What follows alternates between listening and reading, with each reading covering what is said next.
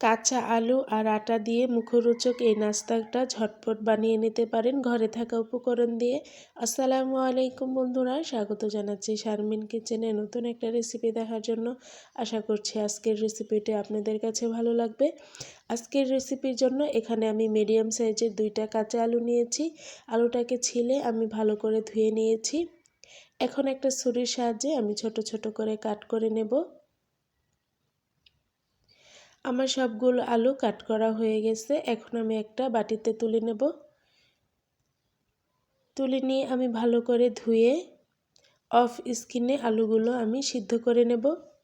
এখানে একটা mixing bowl নিয়েছি, এর মধ্যে 1 কাপ আটা দিয়ে দিলাম। এখন দিয়ে দেব স্বাদ মতো লবণ। দিয়ে আমি হাতের সাহায্যে ভালো করে আটাটার সাথে লবণটাকে মিলিয়ে নেব। তো মিলানো হয়ে গেলে এর মধ্যে আমি 1 টেবিল চামচ তেল দিয়ে দিব। তেলটাকেও আমি আটার সাথে ভালো করে মিলিয়ে নিয়েছি। এখন কুসুম গরম পানি দিয়ে অল্প অল্প পানি দিয়ে আমি ডোটাকে করে নিয়েছি। দেখুন বন্ধুরা, ডোটা কত সুন্দর হয়েছে। এভাবে করে বেশি নরম করা যাবে না, তাহলে নাস্তাটা ভালো করে বানানো যাবে না। তো অফ স্কিনে আমার আলুগুলো সিদ্ধ হয়ে গেছে। এখন সবগুলো আলু আমি কাঁটা চামচের সাহায্যে ম্যাশ করে নিয়েছি।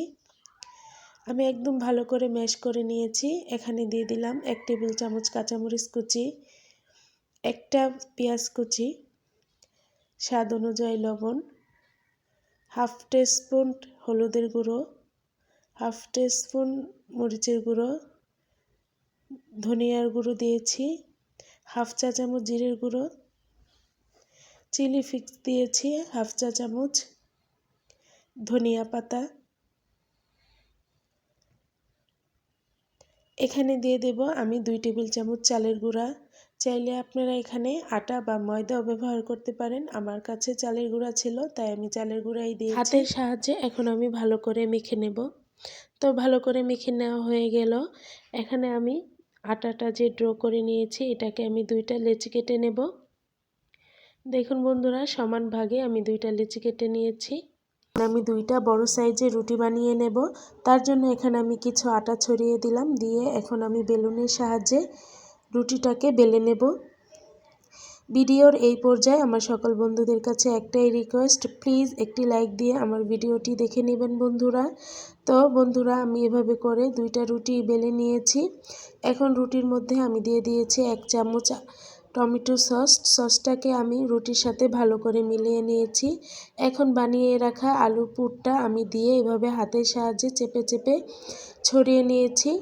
এখন আমি চারপাশে পানি লাগিয়ে দিচ্ছি, জানি নাস্তাটা ভাজার সময় খুলে না যায়। তো চারপাশে আমি এভাবে করে পানি লাগিয়ে নিয়েছি। তো আমার বানিয়ে রাখা আরেকটা রুটি এর মধ্যে দিয়ে দিলাম।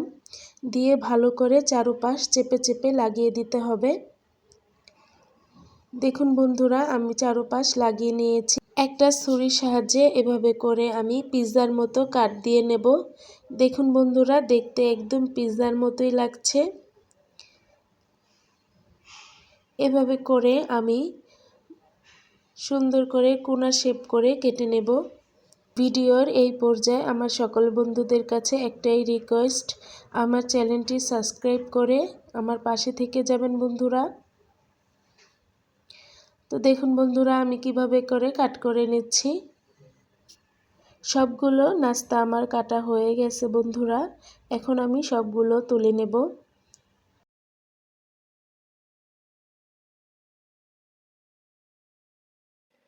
এখানে আমি আরেকটা মিক্সিং বল নিয়েছি, এর মধ্যে দিয়ে দিলাম 3 টেবিল চামচ আটা।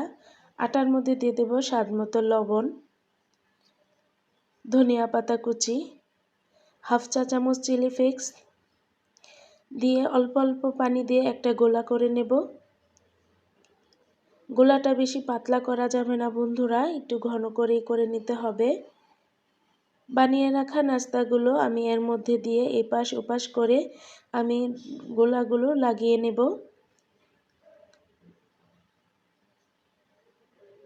এভাবে করে লাগিয়ে এখন আমি গরম তেলে দিয়ে দেব। তো চুলায় আগে থেকেই আমি একটা প্যান বসিয়ে প্যানের মধ্যে পরিমাণ মতো তেলটাকে আমি গরম করে নিয়েছি। এখন বানিয়ে রাখা নাস্তাগুলো আমি একে একে করে দিয়ে দেব। বন্ধুরা, নাস্তাটা দেখতে যেমন লোভনীয় হয়েছে, খেতে অনেক বেশি মজা হয়েছিল। খুব ঝটপটি বানিয়ে নিতে পারেন এই নাস্তাটা।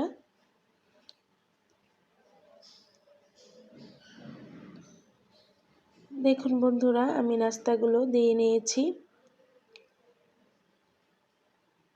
এক পাশ হয়ে গেলে আমি উল্টিয়ে দেব।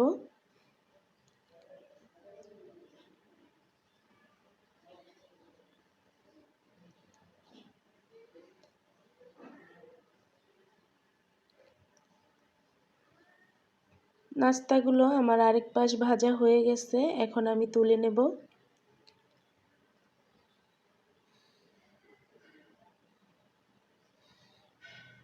সবগুলো নাস্তা আমি একে একে করে তুলে নেব।